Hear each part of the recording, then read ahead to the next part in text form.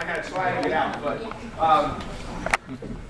there's something in us that likes to do fun, crazy stuff like that, like, you know, get high. I'm just trying to move stuff out of the way. Not get high. I mean, get, you know, get elevated above other things, then slide down, you know, skiing or other kinds of things. And there's a father-son team who do some pretty crazy stuff. And they run races together. They have run over 1,000 races together, and 6 of those have been Ironman races, Ironman triathlons. Ironman triathlon, I got to check these numbers because I want to make sure I get them right.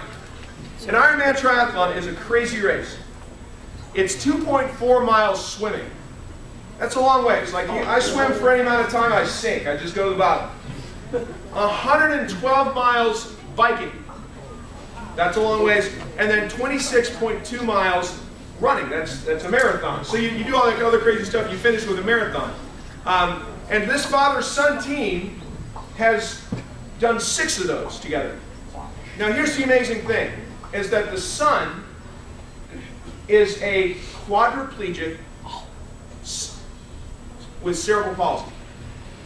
And the father pushes him and pulls him in various things, and he takes him all over and does these races. There was a number of years ago when he saw a race on television, and he was able to, he can't speak, he moves, he speaks through a computer, and he told his dad, I want to try that. And his dad had never been a race, never had run races before. And his dad decided, okay, we're going to train together, we're going to do this. And now they run all these races. I got some pictures. It's Team Hoyt, Dick and Rick Hoyt. And so this is the father, and then that's the son. If we can turn the lights out in front so you can see the pictures. Okay, so that's Dick Hoyt, and that's Rick Hoyt. And then I've got a couple other pictures to show. This is what he does. He gets in a raft, and he swims 2.4 miles with his son dragging behind him in a raft. That's unbelievable. Then he gets out of the water, he picks up his body, and he puts him in the next contraption, which is this seat. So he picks him up out of the water and he places him in this seat. And then he bikes 112 miles like that. And then picks him up out of that, puts him in there, and he runs a marathon, pushing his son like that. Isn't that incredible? That's unbelievable. You might be wondering why I'm telling you this. And I'll get to that. But you're going to have to wait a few minutes. You can turn the lights back on. I'll come back to that. We've spent, last couple of times, spent last night taking a good look at who Jesus Christ is. Took a look this morning at some of the things he has to say about life. And Jesus Christ lived an amazing life. For the first 30 years of his life, he lived as a private person. A life grew up. He was a carpenter, had a job, and then at about the age of 30, he went public. And he did the things that you may have heard about and that we've talked about in the Bible. Where he healed people and walked around and taught people about life and about meaning and purpose. He showed incredible compassion for people. He did amazing things, and crowds followed him everywhere. They wanted to be near him. And he became very popular. Everyone wanted to be around him. There was one group of people, however, who he wasn't so popular with. The religious leaders of the day. Because the religious leaders looked at Jesus and said, all of our people are now going with him. And they're listening to him instead of listening to us. And we don't like that. And so they started to plot against him. They were so serious about it that they actually wanted to kill him. They plotted to kill Jesus. And they came up with a plan. And their plan was, we'll find one of these guys on the inside, one of the 12 disciples who hung out with him a lot, and we'll pay him money. His name was Judas. And we will get Judas to tell us where he's going to be so that we can bring a small army in night to take him away so that the crowds won't be there and no one will get in our way. They paid Judas, he tells them he's going to be here this particular time, and they come and they arrest Jesus with weapons. A man who had never done anything wrong, who had lived an incredible life, who had taught people and healed people. They come armed to arrest him. They take him to the house of the high priest, and they come up with this phony trial, and they come up with all kinds of charges against him, trying to convict him of something.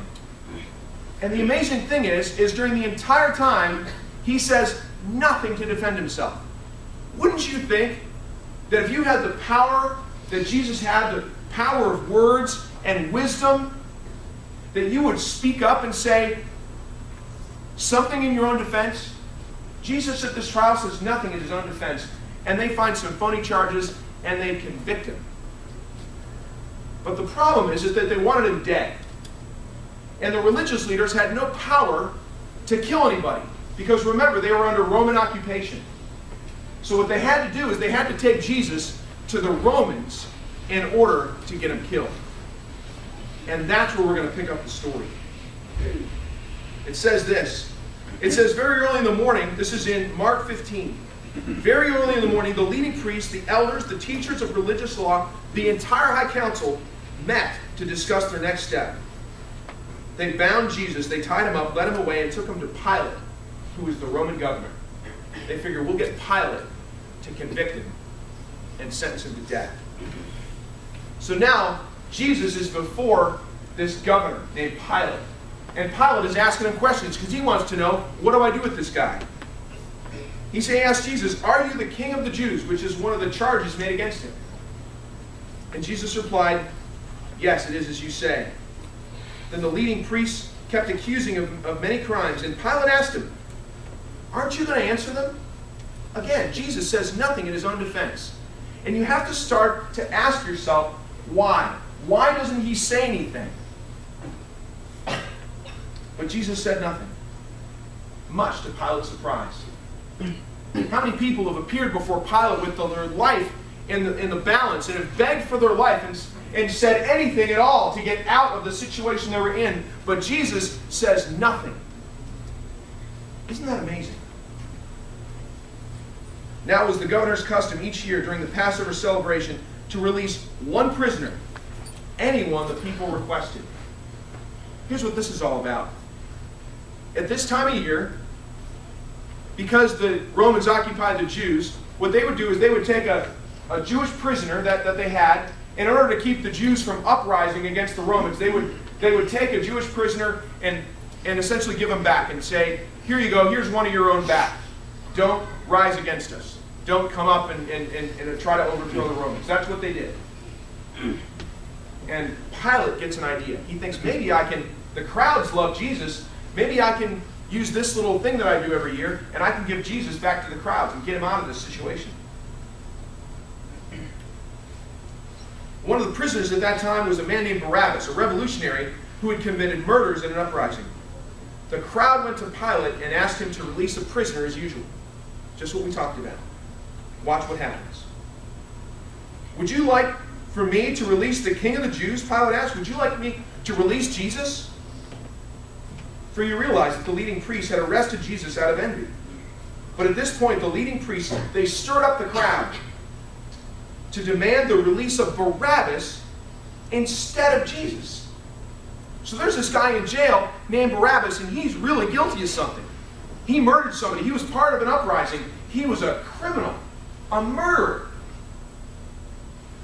And the crowd starts saying, give us Barabbas. We want Barabbas. Throw him back. But Pilate asked them, what should I do with this man that you call the king of the Jews? What do I do with Jesus? He's still trying to get Jesus off. And they shouted back, crucify him! We'll talk about that in a minute. But why, Pilate demanded? What crime has he committed? Pilate knows he's innocent. What crime has this man, Jesus, committed? But the mob roared even louder, crucify him! So to pacify the crowd, Pilate released Barabbas to them. He ordered Jesus flogged with a lead-tipped whip, meaning he ordered him to be whipped. And then he turned him over to the Roman soldiers to be crucified. Crucifixion was the Roman method of capital punishment. In our society, people talk about the electric chair. That's kind of the way that we, sometimes as a society in some states, we execute people who are really bad people. This was the Roman method of execution. It was designed to be performed in such a way that people would look and go, I never want to go through that, and so I will stay out of trouble. What they would do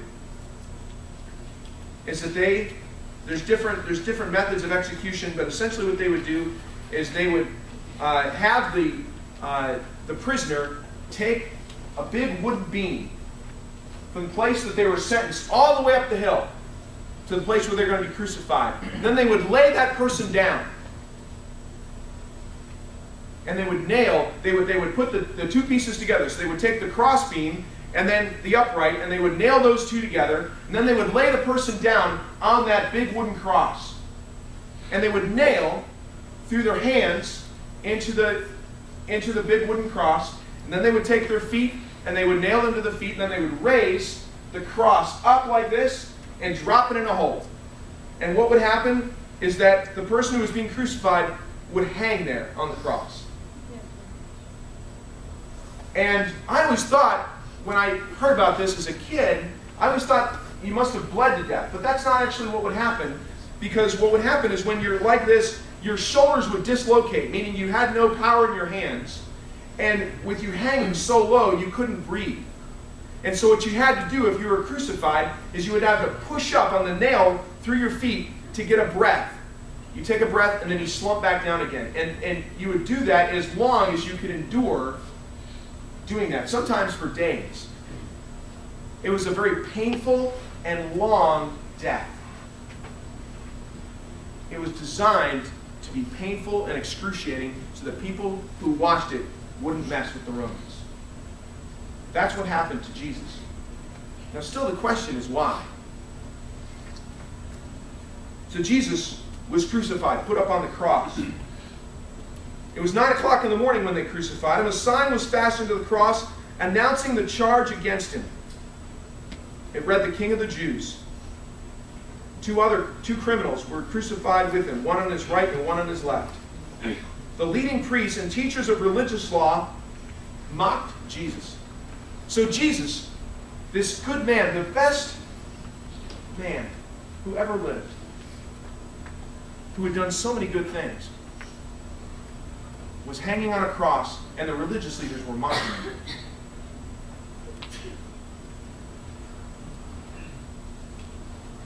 He saved others, they scoffed, but he can't save himself. Let this Messiah, this King of Israel, come down from the cross so we can see and believe him. Even the men who were crucified with Jesus ridiculed him. Jesus, again, says nothing. There's people below him pointing up to him on the cross, mocking him, spitting at him, saying, "You're a phony, you're a fake, you said you had power, now come on down if you have power." And Jesus says and does nothing in his own defense. The Bible says that if Jesus wanted to, he could have called in legions of angels. And we think of like little, like white fluttery people. No, these would have been angels who could zap people, who could make everything go away, who could make it stop, who had more power than 1,000 armies. Jesus had the power to call them down and to say, "Bring down the angels, I'm done." Why? Why doesn't he do it? He didn't defend himself when he had the opportunity, and now he has the power to get down, and he doesn't do that either. Why?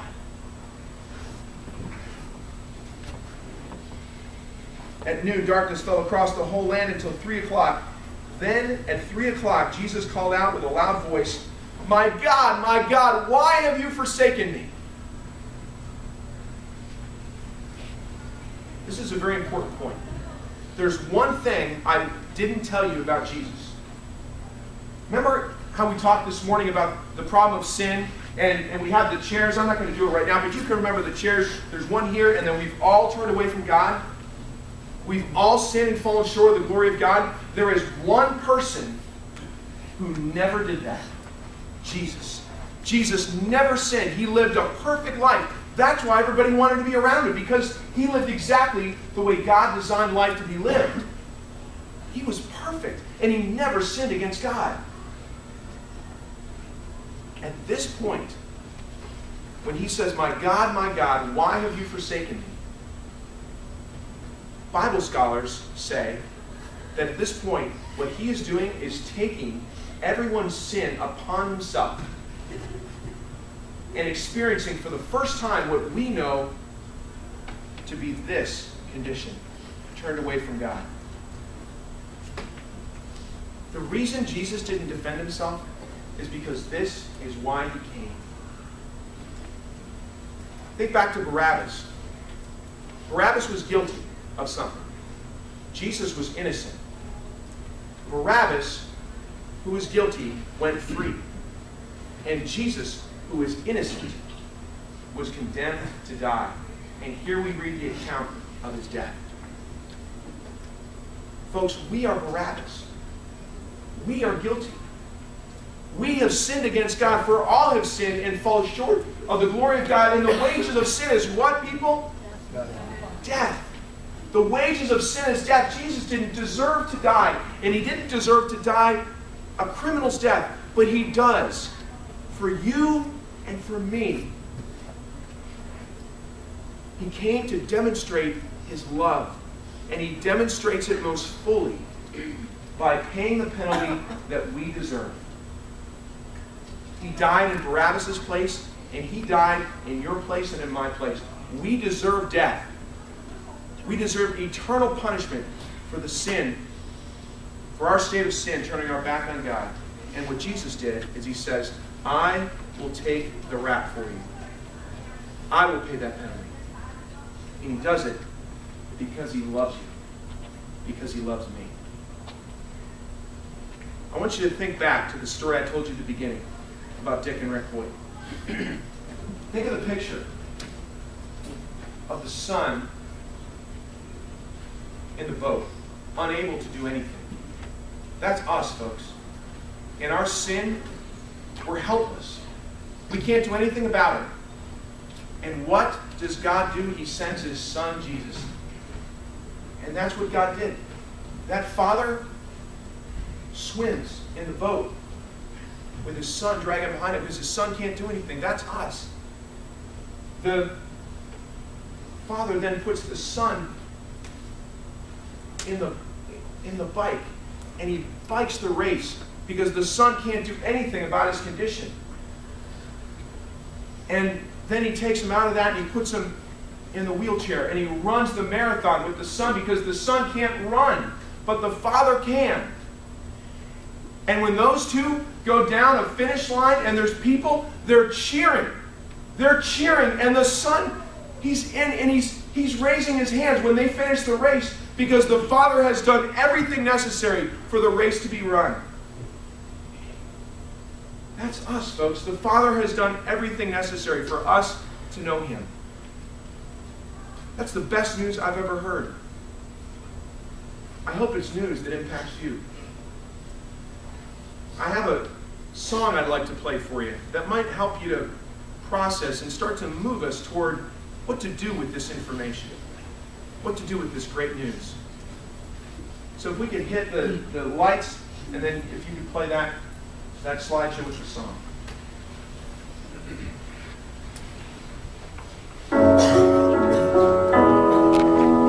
God offers to you and to me.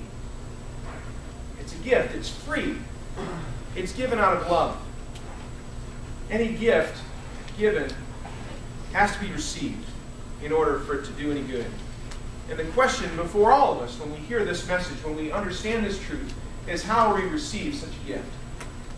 What I'd like to give you a chance to do is to talk to God, maybe for the first time, about this. And so what we're going to do is we're going to give you 20 minutes alone to go and think, maybe to go and pray, to go and be alone. And so we're going to send you, that's why we asked you to bring some warm clothes, we're going to send you outside. If you came with a girlfriend or a boyfriend, don't go with them, just give them 20 minutes alone. Don't go back to your room. Just go be alone for 20 minutes and talk to God. And if you think, I don't want to talk to God, I don't want to think about this, you don't have to do that. But please respect those who do. That song talked about an offering, giving God the life that He has given to us. How will you respond? This great love. Let me say a prayer, and then when I'm done, you would get up and quietly, without a word, go outside, and we'll honk a horn when it's time. Okay?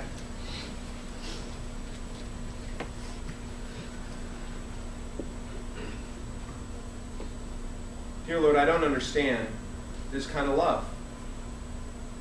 It doesn't really make any sense to me. I don't deserve it. None of us do. I thank you for letting me know about it, for telling me you love me this much. I pray that as we think about this, that you'd help all of us to know what to do with it. Thank you for this weekend and the time and the space to think and to think about you. I pray this in your name. Amen. Okay.